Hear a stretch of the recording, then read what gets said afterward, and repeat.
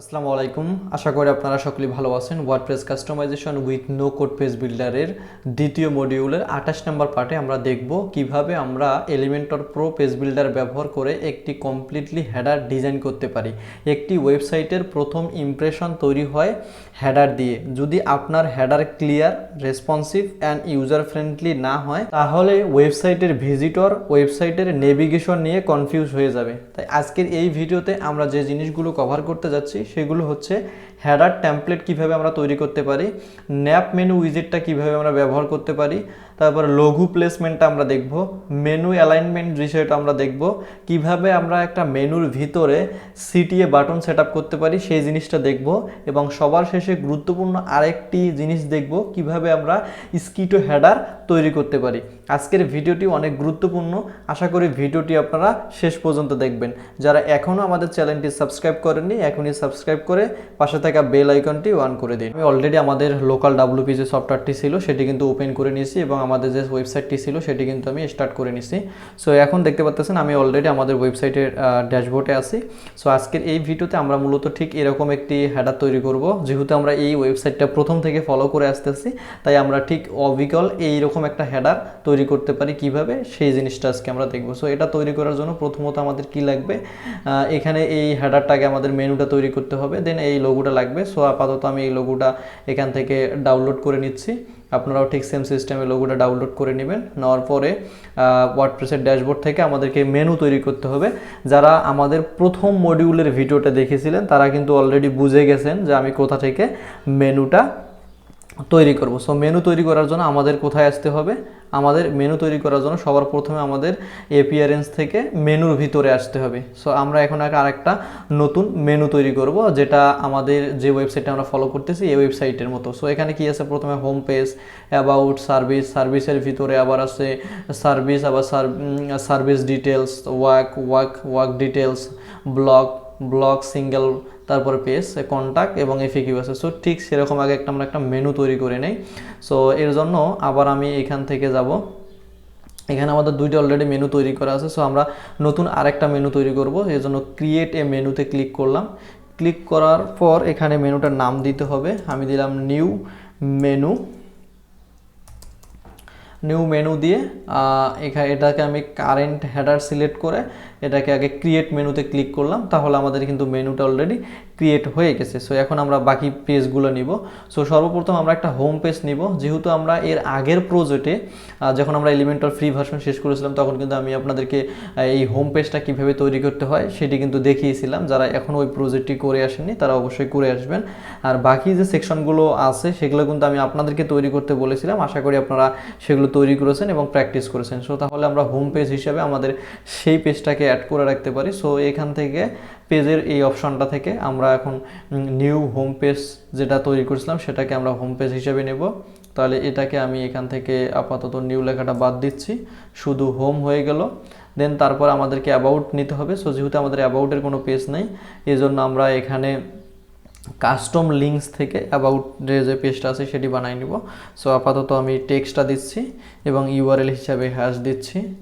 দেন তারপরে সার্ভিস নিতে হবে, সার্ভিসেরও আমরা পেজ এখনও বানাই নাই এজন্য আমি আপাতত কাস্টমভাবে এটি তৈরি করে নিচ্ছি, এটা অ্যাড করে দিলাম। দেন তারপরে আমরা যেটা করতে পারি ডিরেক্ট সার্ভিস ডিটেলস দিতে পারি, সার্ভিস ডিটেলস এটা তো আমরা হ্যাশ দিলাম।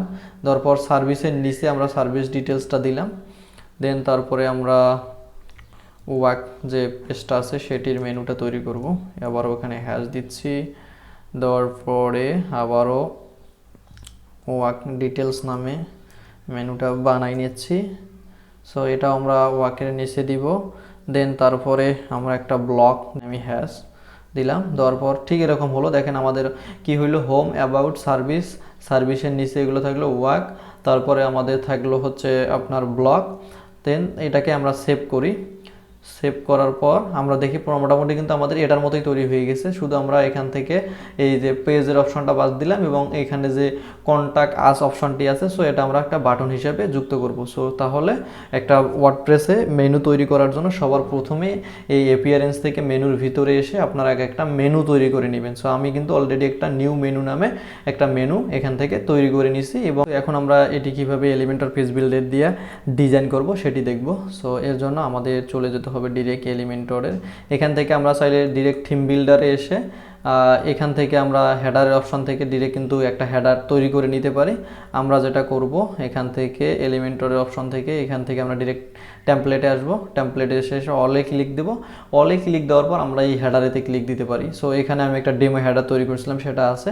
সো চাইলে আমরা এটা ট্রাস্টে পাঠিয়ে দিতে পারি। দেওয়ার পর আমরা নতুন একটা হেডার তৈরি করব। সেম নিয়মে আমরা এখান থেকে হেডারে ক্লিক করতে পারি। ক্লিক করার পর এখান থেকে আমরা কি বানাবো হেডার সেটি অ্যাড করে দেব। সো আমরা এখানে দিতে পারি সাইট হেডার। সাইট হেডার নামটি আমি দিলাম। দেওয়ার পর আমরা ক্রিয়েট টেমপ্লেটে ক্লিক করব।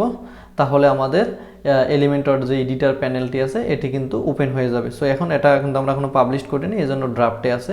সো আমরা ঠিক এটার মতো একটা হেডার তৈরি করব। সো এর জন্য এটা এই হেডারের পিছনে কিন্তু কোনো ব্যাকগ্রাউন্ড নেই, ঠিক আছে, ট্রান্সপারেন্ট ব্যাকগ্রাউন্ড, বাট আমরা একটা ব্যাকগ্রাউন্ড দিব। সো এর জন্য এর ব্যাকগ্রাউন্ড যে কালারটা আছে এটি আমি কপি করে নিচ্ছি। সো এখান থেকে আমি ব্যাকগ্রাউন্ড কালারটা কপি করে নিলাম।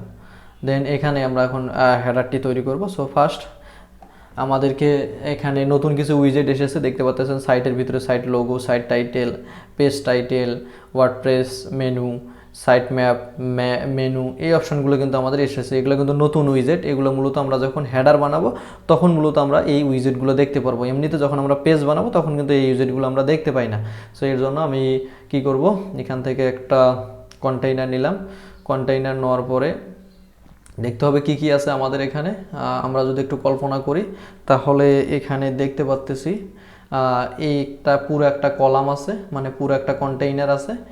এই কন্টেইনারের ভিতরে তিনটা কলাম আছে, একটা হচ্ছে লোগো, একটা হচ্ছে মেনুর এরিয়া, আর একটা হচ্ছে বাটনের এরিয়া। সো আমরা যদি চিন্তা করি যে এই যে আমাদের লোগোটা আছে এক সাইডে, বাটনটা আছে এক সাইডে এবং আমাদের যে মেনুটা আছে মিডলে। সো আমাদের তাহলে এরকম তিনটা আগে একটা কন্টেইনারের ভিতরে তিনটা কলাম নিতে হবে বা তিনটা প্যারেন্ট কন্টেইনার নিতে হবে। সো আমরা ঠিক এইভাবে বানাবো। সো আমরা অলরেডি একটা কন্টেইনার নিচ্ছি, এটাকে আমি বাদ দিলাম। দেওয়ার পরে সো আগে আমরা এটার কালারটা দিয়ে দেই। এখান থেকে কালারটা দিয়ে দিলাম, দিয়ে আপাতত আমি পাবলিশ করি। সো পাবলিশ করার সময় আমাদের ডিসপ্লে কন্ডিশন আসবে। সো আপাতত আমি ইন্টার সাইড দিয়ে এটি সেভ করি। সবার শেষে আসলে আমি আপনাদের ডিসপ্লে কন্ডিশনটা কিভাবে কাজ করে সেটি দেখাবো। তো আমি এখান থেকে এখন আর একটা কন্টেইনার নেব, নেওয়ার পর সেম এটার আমি ফেডিংটা বাদ দিব। দেওয়ার পর এটাকে ডুপ্লিকেট করে তিনটা বানাবো। বানানোর পরে আমি প্যারেন্ট কন্টেইনারটাকে হরিজন্টাল করে দিব। করে দেওয়ার পর আমাদের যে প্রথম কন্টেইনারটা যেটা আমি লোগো রাখবো, সো এটি আমি দিচ্ছি ধরেন যে 20%, শেষের কন্টেইনারটা দিচ্ছি 20% এবং মাঝখানে যে কন্টেইনারটা আছে এটি আমি দিচ্ছি 60%। তাহলে আমাদের 100% কিন্তু মিল হলো। সো প্যারেন্ট কন্টেইনারে আমরা একটা পেডিং দিব। সো আমি দিতেছি 20% করে পেডিং চতুর্দিকে দিলাম। তাহলে জিনিসটা এরকম হলো। আবার আমি এটা পাবলিশ করতেছি। সো এখন আমাদের এখানে একটা লোগো রাখতে হবে, তারপর মেনু রাখতে হবে।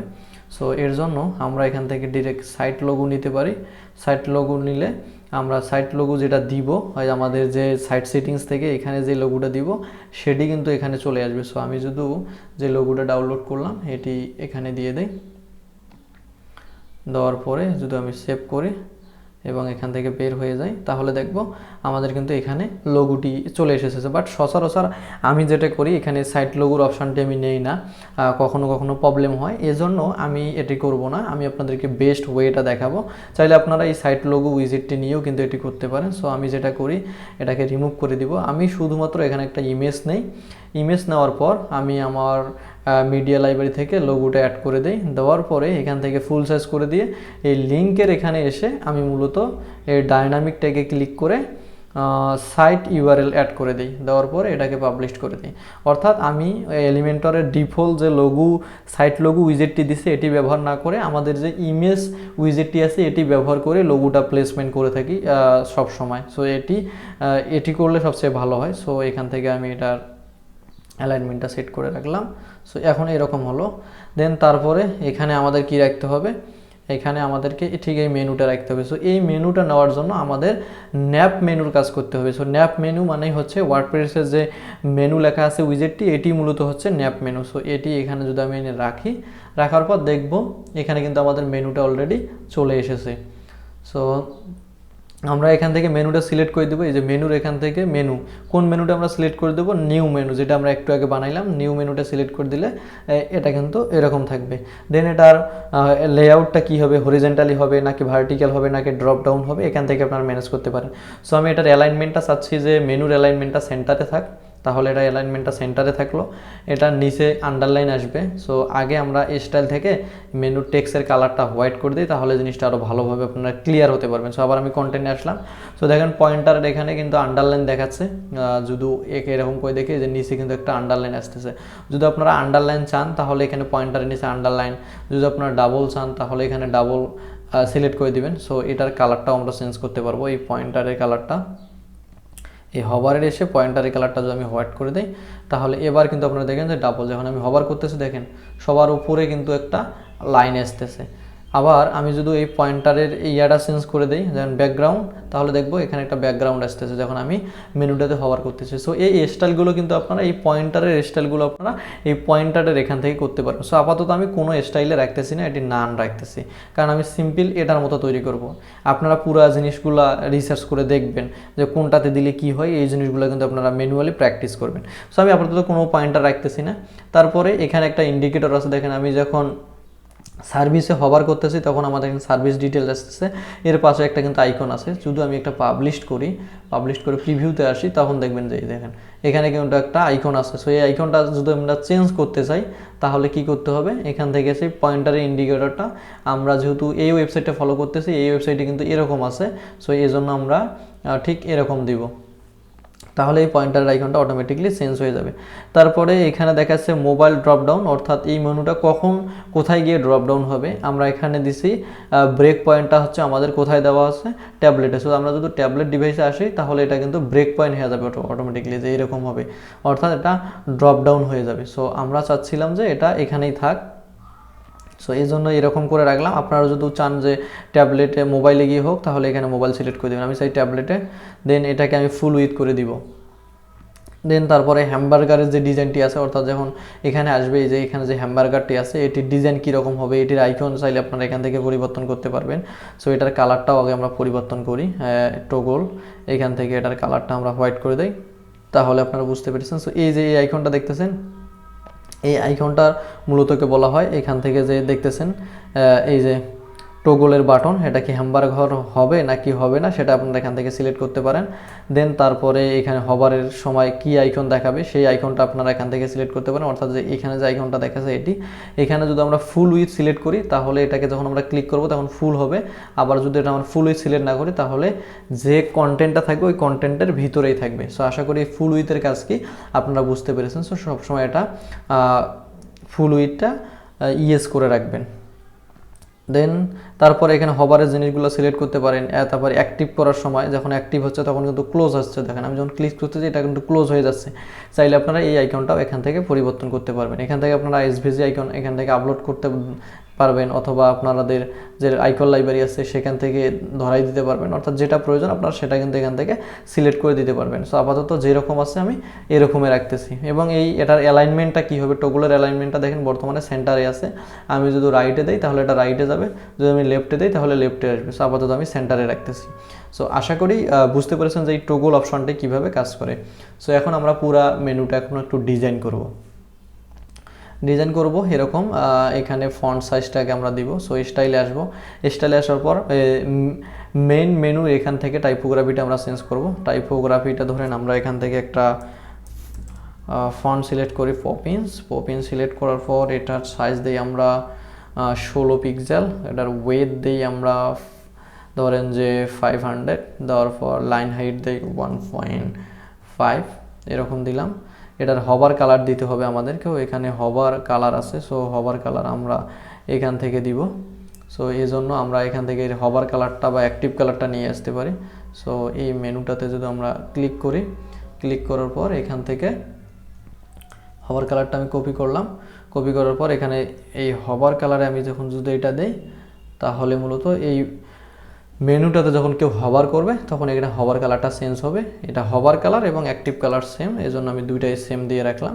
অ্যাক্টিভ কালার বলতে বোঝাচ্ছে যখন আমরা একটা পেজে ভিজিট করব, ধরেন আমাদের এই মেনুটা এখন আমরা কোন পেজে অ্যাক্টিভ আছি এটা কিন্তু বোঝাচ্ছে না। যখন আমরা এখান থেকে আমাদের হোম পেজে যাব, এই যখন আমরা হোম পেজে আসলাম তখন এটা অ্যাক্টিভ কালার হয়ে গেল, কারণ কি এই পেজে আমরা বর্তমানে অ্যাক্টিভ আছি, এই জন্য কিন্তু এটা অ্যাক্টিভ দেখাচ্ছে।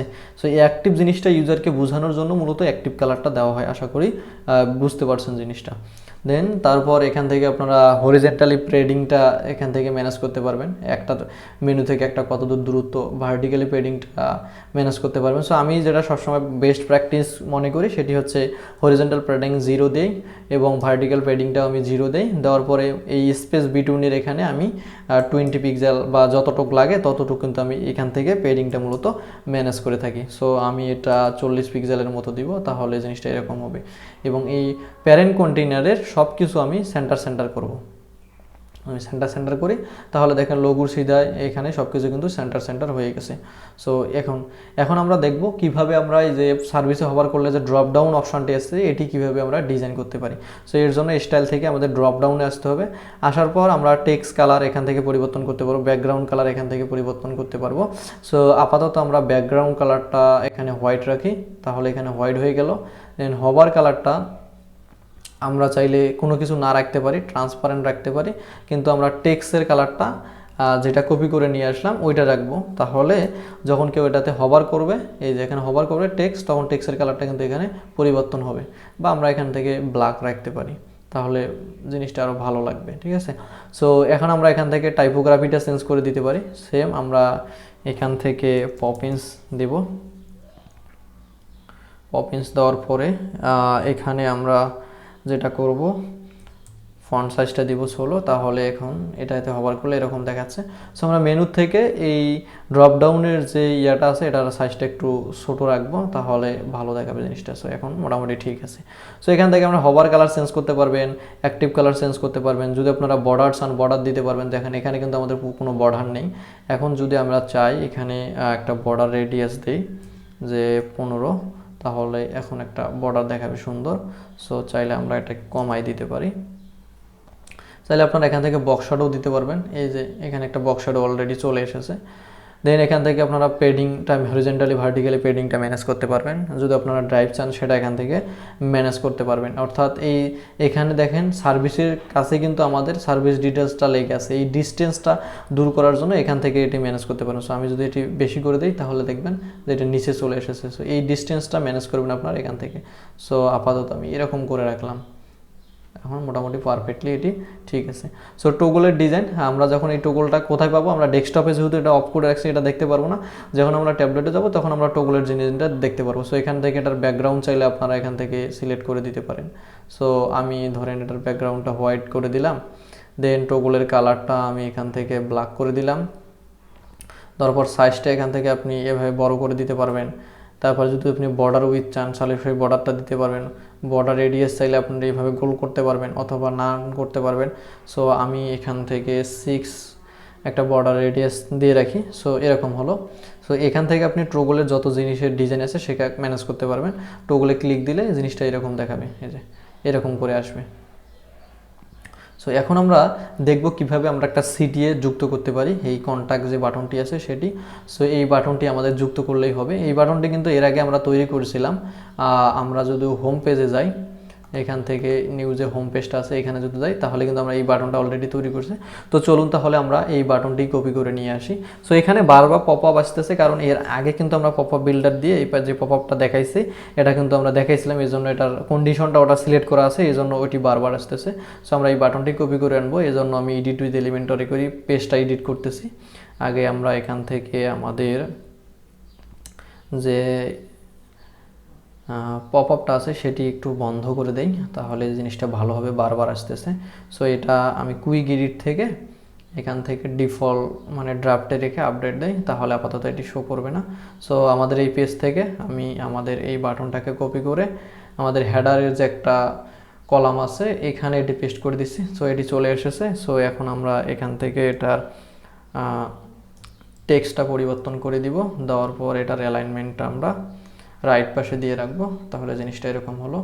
সো এখন যদি আমরা প্রিভিউ করি তাহলে দেখব অলমোস্ট আমরা এখানে লোগো অ্যাড করছি, মেনু অ্যাড করছি, এখানে মেনুতে ড্রপ ডাউন করলে এটি আসতেছে, ব্লগ আসতেছে, এখানে আমাদের বাটনটি চলে এসেছে। সো এখন যদি আমরা এখান থেকে হোমে ক্লিক করি তাহলে দেখব সুন্দরভাবে আমরা এখানে যেরকম একটা মেনু দেখতে পাচ্তেছি আমাদের যে ওয়েবসাইটটা আমরা ফলো করতেছি এখানে, ঠিক সেরকম কিন্তু আমরা একটা মেনু এখানে তৈরি করে ফেলতে পারছি। সো লোগোর সাইজটা একটু বড় দেখাচ্ছে, এই জন্য আমরা লোগোটাকে সিলেক্ট করে এখান থেকে লোগোর উইডথটা একটু কম করে দিব। ধরেন আমি এখান থেকে 75% দিয়ে রাখি, দেন এটা এরকমই থাকবে। এখন যদি আমরা আমাদের হোম পেজটা আবার রিলোড দেই,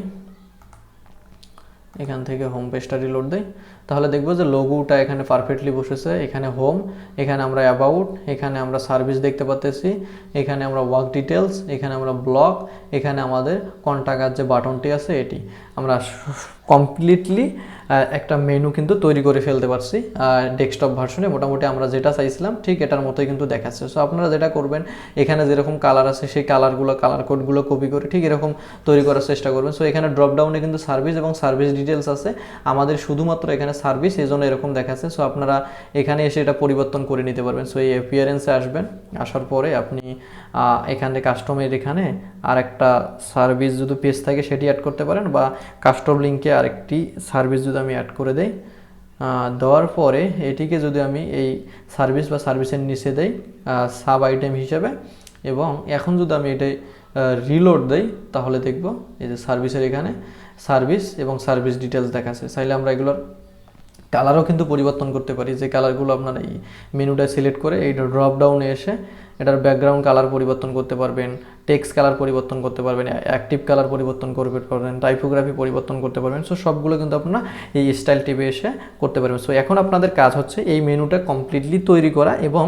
এই ওয়ার্ডপ্রেস যে মেনু অপশনটি আছে সেগুলো নিয়ে কিভাবে আইকন অ্যাড করতে হয়, কিভাবে এই মেনুগুলোর লেআউটের যে অপশনগুলো আছে এগুলো প্রত্যেকটা আপনারা দেখবেন। দেন তারপরে স্টাইলে এসে এই স্টাইলগুলো যেগুলো করা যায় সেগুলো আপনারা দেখবেন, ড্রপ ডাউনে স্টাইলগুলো যেগুলো করা যায় এগুলো আপনারা দেখবেন, টোগলে যে স্টাইলগুলো করা যায় এগুলো আপনারা দেখবেন, আর অ্যাডভান্সে এর আগে যে জিনিসগুলো ছিল ঠিক সেই জিনিসগুলোই আছে। এখন আমরা এটিকে রেসপন্সিভ করব। সো রেসপন্সিভ করার জন্য আমরা যদি ট্যাবলেটে আসি, সো ট্যাবলেটে এসে দেখা যাচ্ছে যে আইকনটা ছোট হয়ে গেছে। সো আমরা ইমেজটাকে সিলেক্ট করে আইকনটা একটু বড় করে দিব। বাটনটা আমাদের কম হয়ে গেছে, এই জন্য আমরা কন্টেইনারে এসে এটার সাইজটা একটু বড় করে দেবো, উইডটা। সো বাটন এখন আমাদের ঠিক হয়ে গেলো, এটি আমরা পাবলিশ করব। দেন তারপর আমরা মোবাইলে আসব। মোবাইলে আসার পর দেখতেছি আমাদের লোগোটা সবার উপরে, মেনুটা নিচে চলে আসছে, এবং আমাদের যে বাটনটা সেটিও কিন্তু সবার নিচে চলে এসেছে। তো আমরা মোবাইল ভার্সনে মূলত কন্টেইনারটাকে বাদ দিয়ে দেব। রেসপন্সিভে এসে আমরা চাই না এটা মোবাইল ভার্সনে শো করুক। দেন আমরা এই পুরো কন্টেইনারটাকে র্যাপটা আছে, যেহেতু র্যাপ আছে আমরা এটা নো র্যাপ করে দিব, তাহলে এরকম হলো। এখন যদি আমরা দেখি এই যে এখন কিন্তু এরকম দেখাচ্ছে, যখন কেউ মোবাইলে এটা ক্লিক করবে এরকম দেখাবে। সো এখানে দেখেন যে আমি যখন ক্লিক করতেছি তখন লোগোর সাথে লেগে যাচ্ছে আমাদের এই মেনুগুলো, এই জন্য আমরা ডিস্টেন্স থেকে এটি ঠিক করে দিব।